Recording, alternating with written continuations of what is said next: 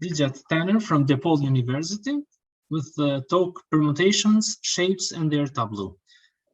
Well, first, I want to thank the organizers so much for inviting me. I'm delighted to share some of my work with you and the work of my amazing collaborators. And also thank you to everybody, whether it's evening or morning, I'm not sure, but I'm really glad you're here and I appreciate your time and your interest in this work. So I'm talking about permutations, shapes, and their tableau. And this is work in collaboration with several people who you see named here. And this is coming from two different projects, which is why they're sort of listed in two different lines. So this is with Volodymyr Mazurchuk and Emily Gunawin, Jianping Pan, and Heather Russell. Okay, so normally when I give a talk in a conference, I realize that like the two talks preceding me covered all the definitions I was going to do. And for once it didn't happen. So I'm going to define things and give notation and all that stuff just to make sure we're all on the same page. And also in case you're just popping in now and aren't familiar with some of these things, that's even better. Okay. So first, permutations. All right, so I think of permutations in this way. A permutation of the set of integers 1 through n is a bijection from that set to itself. And I write S of n to be the set of all these permutations. And there are lots of ways to write permutations. And I think of, 100 of us combinatorialists, we will fall into groups of like 4 different favorite types of writing permutations. And I'm actually going to refer to 2 ways to write permutations in this talk, but I'm going to start with this one. So we often write permutations in what's called one-line notation. So I think of a permutation as a word, and the first letter in the word is the image of 1, and the second letter in the word is the image of 2, and so on. Okay, but there's another way. So I'm immediately, disagreeing with myself. But the other way I think of them is in terms of simple reflections. So this is a name referring to permutations as a finite Coxeter group. If that rings a bell for you, that's great. But the simple reflections are a special category of permutations. And so I'm going to write them here as sigma sub I. And sigma sub I swaps I and I plus 1. So it's all it does. It reflects in this simple way. So there's our name. And these obey what are called Coxeter relations. So I think you can see my mouse. Sigma I and sigma j commute when I and j are far apart. And if they're close together, then they don't quite commute, but we have what's called a braid relation. And if I take the collection of sigma 1, sigma 2 up to sigma n minus 1, these generate the permutation group. In other words, any permutation can be written as a product of these simple reflections. Okay, so now I'm going to define something else because we want to talk about applications. So I love combinatorics in the sense that I love patterns and I love counting and I love taking up like 15 pages of notebook paper just to go through examples. I know a lot of you use computers and I am very slow at that, so I do longhand.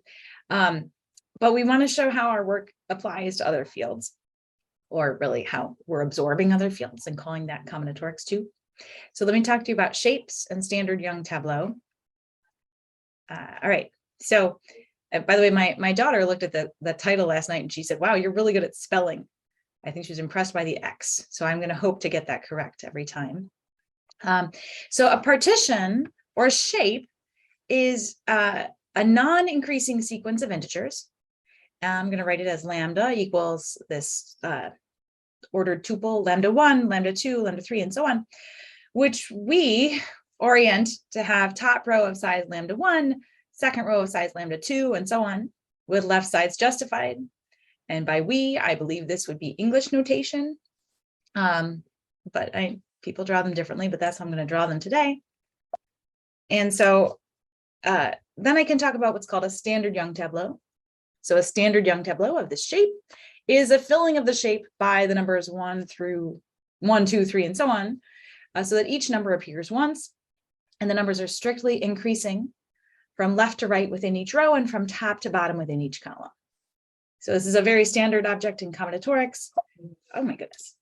There we go. I don't know why it's beeping. But here is a standard Young tableau of shape 531. And if you're bored, you can just check that I'm right. But of course, as combinatorialists, we look at this and we think about counting them. We think about patterns within them. We think about really cool things. And so clearly, if you haven't thought about them already, I promise you, you would enjoy thinking about them if you had a chance. Okay, so now I need to tie all these things together. And to do that, I'm going to talk about RSK, or as some people call it RS, but I'm going to follow Stanley's Enumerative Combinatorics books, which calls them RSK. So this is a correspondence, and we love these in combinatorics. So the RSK correspondence sends a permutation W to a pair of standard Young tableau. So it sends it to this pair PWQW, and I'm not going to describe the correspondence here. I think many of you know it already, but there are some nice properties of it that I want to highlight. And the first one is that the standard Young tableau that W gets sent to have the same shape. And so I'm going to call that shape the shape of W. So this is this partition lambda. And we name these tableau, and P is the insertion tableau and Q is the recording tableau. And this is from this beautiful correspondence that has been, appreciated and studied and explored for quite a long time. And this correspondence is what I want to talk about today.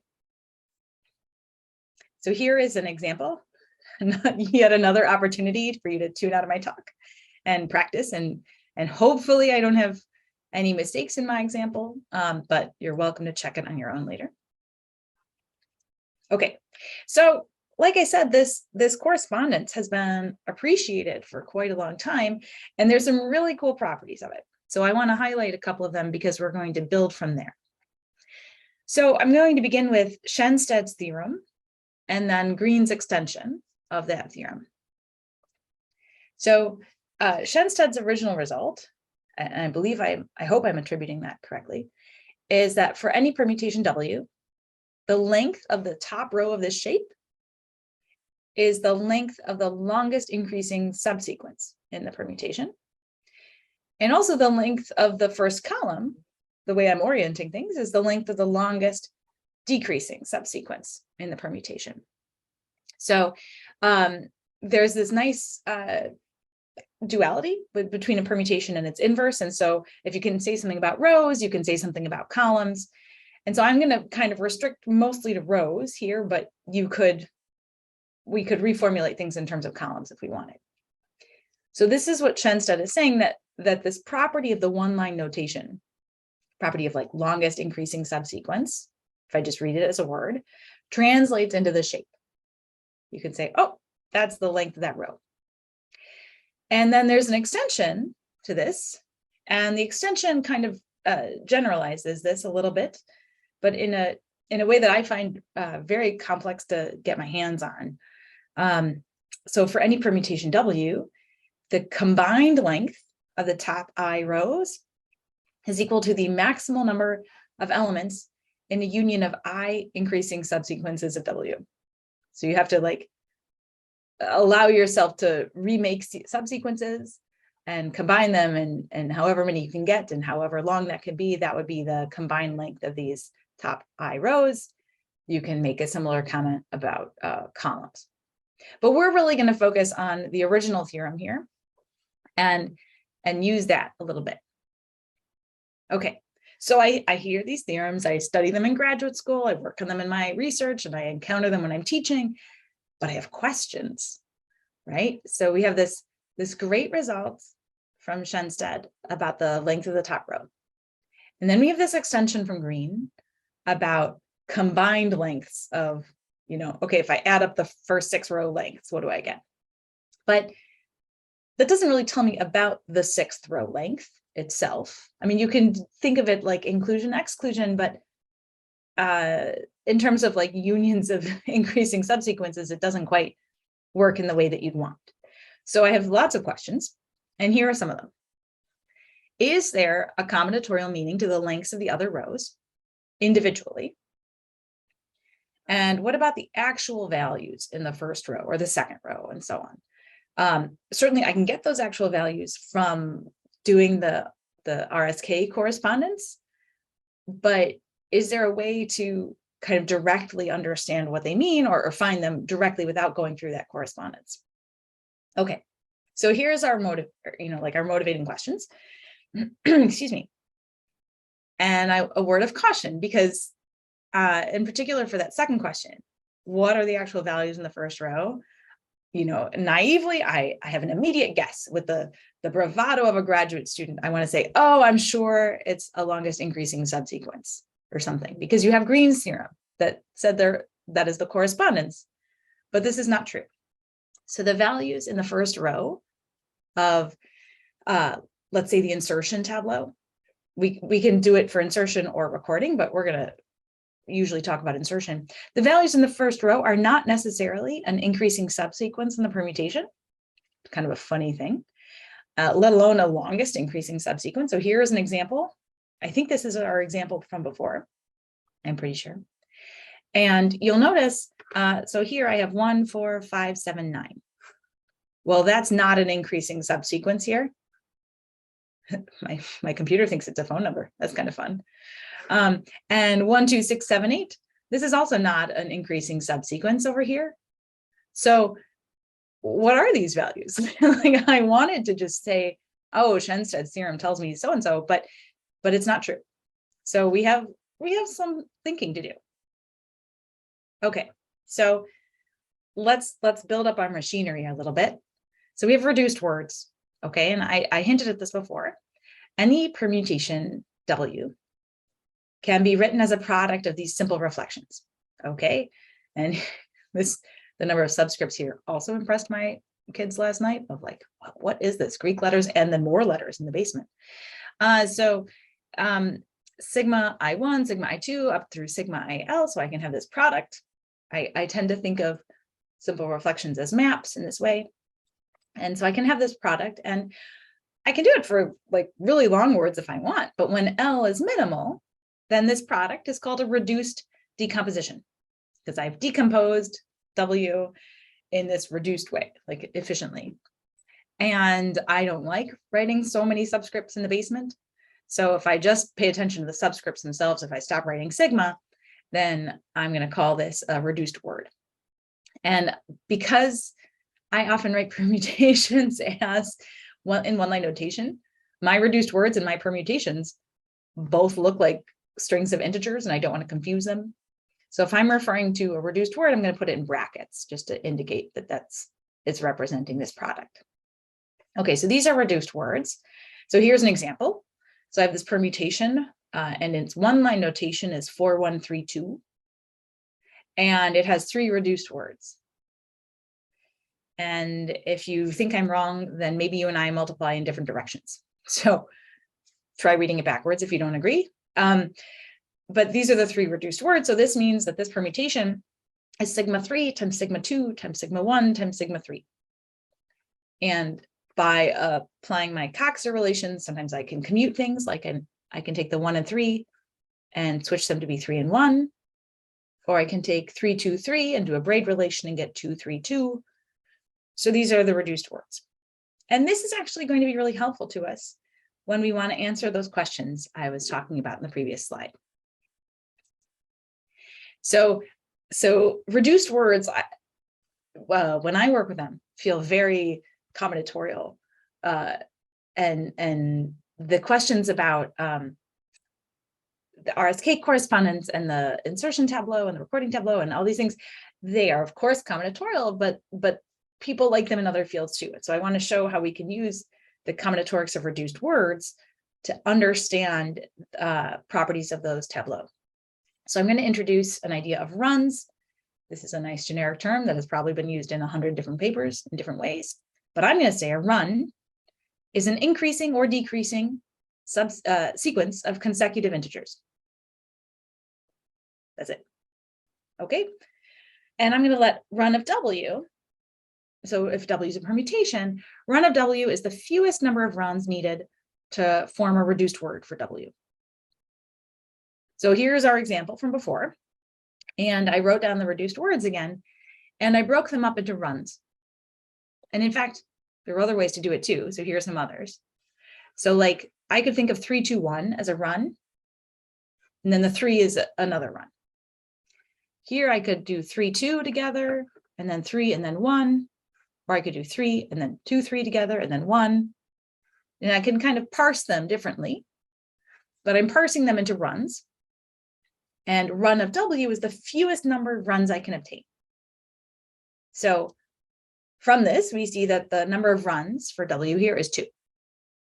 So here's a way to write it as a product of 3 runs, which is not great, but this could write it as a product of 2, and here was another way as a product of 2, and here's another way of product of 2. Okay, so we've got some statistic. Okay, so we need our statistic and we need a class of objects. So these are Boolean permutations, and I've been studying these for a long time. So permutation V is going to be Boolean if its principal order ideal in the Bruhat order, in the strong Bruhat order, is isomorphic to a Boolean algebra. So here's a picture of what its principal order ideal might look like. And I'm not defining the Bruhat order right here. We don't need it for the purposes of this talk, but Boolean permutations are just like a nice, well-behaved, really, really well-behaved class of permutations to study. So if I'm going to try to figure something out in general, I might try to figure it out with Boolean permutations first and see what happens after that. Now, Boolean permutations, like I said, are really well-behaved, and here's why. So the following things are equivalent. A permutation is Boolean. The permutation avoids 3, 2, 1 and 3, 4, 1, 2 patterns. Now, I haven't defined that, but that's okay. I think you probably know what it means, and we don't really need the details in a 30-minute talk. Or equivalently, the reduced words for V contain no repeated letters. And that's actually the coolest one. That's what gives it this Boolean structure, obviously. But also because there's no repetition, when I want to mess around with a reduced word, I know a lot about it right away. Like if I can find 6 in it, I know there's no other 6 anywhere else. So Boolean permutations are great. And what can we do with them? Well, here's our first step. So 2-row shapes. Let's think back to RSK and the tableau. And remember what Schensted had to say about the length of the first column. It was the longest decreasing subsequence. So the shape lambda of W has at most 2 rows if and only if W doesn't have a 3, 2, 1 pattern, right? If its longest decreasing subsequence has at length at most 2. Okay, so very straightforward. But in particular, this means that the shape of a Boolean permutation has at most 2 rows, because Boolean permutations avoid 3, 2, 1, but also 3, 4, 1, 2. And so we can use that second point to say the collection of Boolean permutations is a proper subset of the permutations whose shapes have 2 rows, right? So it's a proper subset. For example, 3, 4, 1, 2 isn't Boolean, but its shape has 2 rows. Okay. So now what can we do with these row lengths? So this was a result with Volodymyr Mazurchuk. And we showed that for any Boolean permutation W, the number of runs, this statistic about the fewest runs we could find in a reduced word, is equal to the length of the second row. So right there, we've suddenly got combinatorial meaning directly attached to the second row length. So here's an example. This is a Boolean permutation. I will leave that to you to check. And we can look at all the reduced words, and I'm going to save you all that scratch work and say, here's a reduced word with 3 runs in it. And there's no way to move them around and get 2 runs or 1 run. This has 3 runs.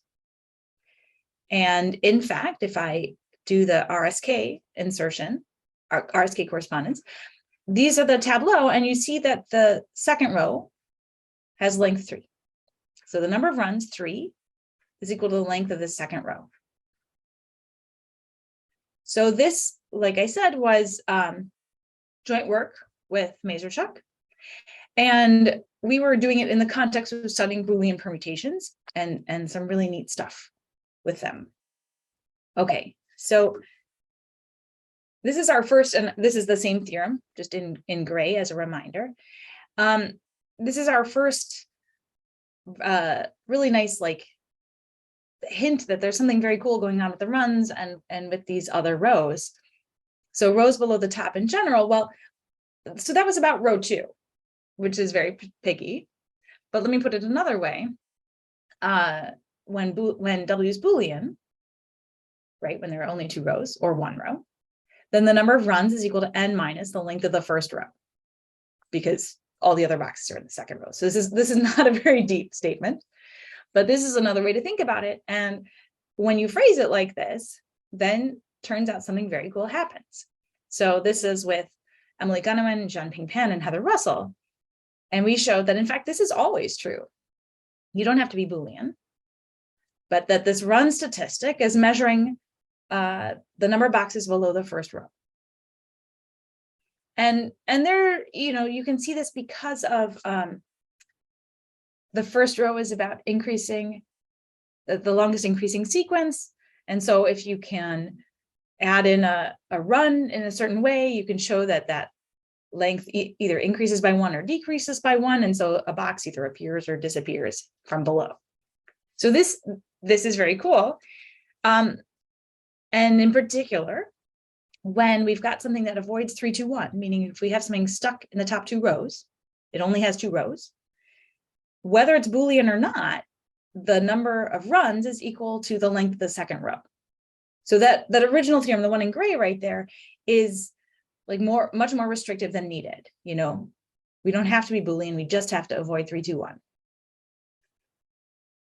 So what about the contents of that second row? This is, I want to know what that is without necessarily having to go through RSK. And I want to know if it has combinatorial meaning. That's really our goal here. So remember, when W is Boolean, all reduced word letters are distinct. So we can define what we call a canonical word. And you can pay lots of attention to this or not a lot of attention and just understand that there is some sort of canonical reduced word. The definition is approximately that starting with the smallest letters in the word, I'm going to push them around, pushing by commutations, because there are no repeated letters. I'm going to push decreasing runs to the left and increasing runs to the right. And so you get a canonical word. For example, this permutation 5, 1, 2, 3, 6, 8, 4, 7. This is its canonical word right here. If you can see blue, it is right here in blue. This is another reduced word for it, but it's not canonical because I have to start by pushing my smallest letters, like the 1, as far to the left as it will go. Okay, so there's some canonical word. And here is what we can tell you. For any Boolean permutation, we're back to Boolean ones, X is in the second row of the insertion tableau, if and only if X minus 1 is the leftmost value in a run of the canonical word. So here was our canonical word. Here is the RSK correspondence. And here you see 4, 7, and 5. And indeed, I have 4 plus 1, 7 plus 1, and 5 plus 1. So these letters right here are coming from this canonical word. And actually, kind of equivalently, because of this correspondence with inverse permutations, the rightmost letters, the 1, 7, and 6, give me the second row of the recording tableau. 1 plus 1, 7 plus 1, 6 plus 1. So now we've got these values, we can find them. Okay, so we've addressed, partially, we've addressed a combinatorial meaning to the length of lower rows. We can also tell in a special family of circumstances, what are the values we see in the second row? But this leaves a couple of extra questions, and I'm going to wrap up with these. So Boolean permutations are just some of the permutations having 2 row shapes, right? We talked about others. And I've just given an explanation of the values we see in the second row for Boolean permutations. but we haven't addressed the more general question. Well, in fact, this should be our more general question. Which of the two-row tableau could be an insertion tableau for Boolean permutations? Like if I just look at a tableau, can I say that came from something Boolean or not? Or is there any distinction? Could they all come from something Boolean? Well, here's an example. This is the insertion tableau of something Boolean, but this is not. So any permutation that has this as the insertion tableau will necessarily have 3, 4, 1, 2, have a 3, 4, 1, 2 pattern. So can we characterize this? Well, it's conveniently for COVID times, we have something called social distancing here, or I'm going to call it that. And basically, I'm going to define a notion of uncrowding or not being crowded, right? Social distance in a set of integers. And so this is a technical definition, which you're able to look at just fine, but I'm going to show you an example and I'm going to explain why. So I'm going to say this set right here is uncrowded, okay? So I can't find any X and Y that have this property. The property that I'm trying to avoid is finding some particularly sized value interval that intersects my set more than half the time, like X plus with more than X plus 1 elements. And here, the problem is the 4, 5, 7, 8 is sort of too crowded together. And more generally, crowding comes if you have values like this in your set. You have Y and you have then Y plus 1, and then you go every other element, Y plus 3, Y plus 5, Y plus 7, and then you have Y plus 8. And somehow you've crowded it too much. So there's this notion of uncrowding, and we can tell you that a 2-row standard tableau is the insertion tableau of Boolean permutation if and only if the values in that second row are uncrowded. So in the example I gave you a few minutes ago, 4, 5, 6 is crowded, which is why that can never come from a Boolean permutation. It only comes from non-Boolean things. And of course, as combinatorialists, we want to enumerate things. And this has a very nice appearance in the OEIS. In particular, it's in bijection with certain 0-1 words, which is very fun. And I tried to write down an example, and then I discovered this morning there was an error in my example, so I think I fixed it. But if not, please be forgiving. So here is one of these words. According to the bijection that we've got in the archive, this would be the corresponding tableau. It is uncrowded in the second row, and it comes from this permutation. And because there are some 2-digit numbers, I've used dots to separate them. But this is, I'm wrapping up, I promise. This is just a sense of like the many different directions that kind of this combinatorics of reduced words can have, and how it can impact some of these objects that people have been studying for a really long time. And I definitely think there's more to be done with it. But I'm excited about the work we've been doing so far. So I want to thank you for listening. And I also want to thank my brilliant collaborators. And they are just amazing. And I decided to alphabetize them by first name here at the end. As Bridget Tenor, I like an occasional alphabetizing by first name. So that's how they appear here. But they're amazing and brilliant. And I love working with all of them. And I appreciate your time today listening. Thank you so much. Thank you very much. And the time for questions. Hi, Bridget. I had a question for you. So, first of all, thanks for the great talk. Lots of very pretty results. I was thinking about it from a computational complexity point of view, though. So, if you want to know the elements in the first row of your tableau, you don't have to do all of Robinson-Schensted. You can just keep the first row, right? And then whatever happens after that, just ignore that. So that gives you a linear time algorithm for finding what the first row is for any tableau. It doesn't have to be 2-rowed. Mm-hmm. So I'm wondering, so linear in n, the number of elements of your permutation, if you do it using your criterion, how did you think how difficult is it to compute? How many steps would you need? So first, we did not think about it, but I will try to answer on the fly. Also, I'm not a complexity theorist, so there's my other disclaimer. So these results would be able to answer it for a boolean permutation. So we will just start with that. And we would need, the thing we would need to do is create the canonical reduced word.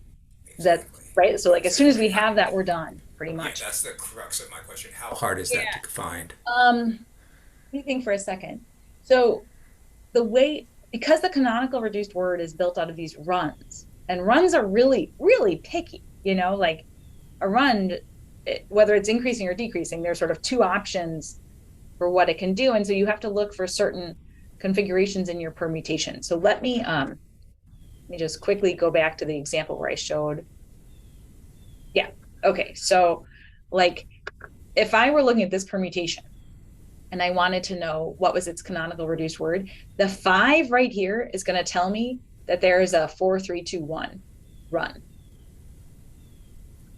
And as soon as I see a 5 here, I know that the numbers 1, 2, 3, 4 have to be in increasing order in the rest of my permutation because I'm avoiding 3, 2, 1. So let me think. This tells me 4, 3, 2, 1. This, I think I'm not going to answer it very well on the fly, so I don't want to waste everybody. That's okay. But I think it's not a good thing for you to for your next paper, perhaps. Absolutely, and I think it's a great question. I appreciate it. I think it's because of the nature of Boolean permutations and the nature of these runs. I think it's not as dire as it might be in other circumstances. Great, excellent. Okay, thanks again for the lovely talk. Thank you, Bruce. Other questions?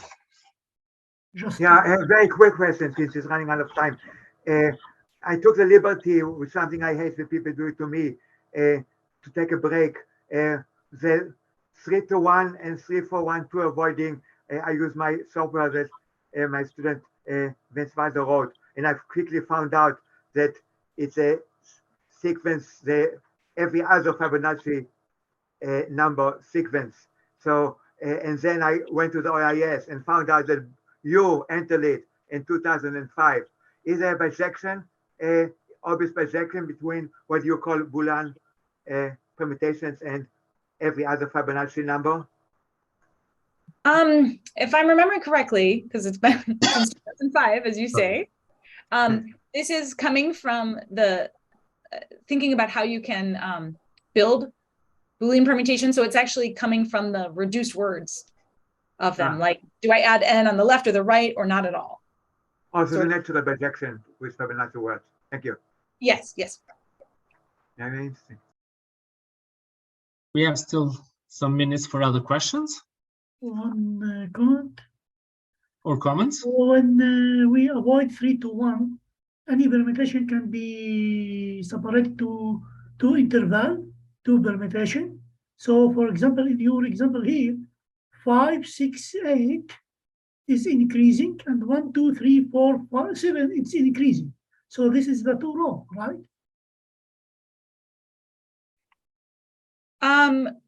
Yeah, but I'm not sure it always is. Well, maybe So that means here is my questions. So is there any permutation that contains 3, 2, 1, but satisfy the run of the W equal the number of the length of the second row? No. No? Because the runs will equal the number of boxes in row 2 plus the number in row 3 plus the number in row 4. And if it has a 3, 2, 1 pattern, then it has some boxes in the third row. Okay, I see. Thanks. I would be happy to relinquish the screen share now because I think somebody else needs to. Thank you, Bridget, for your wonderful talk.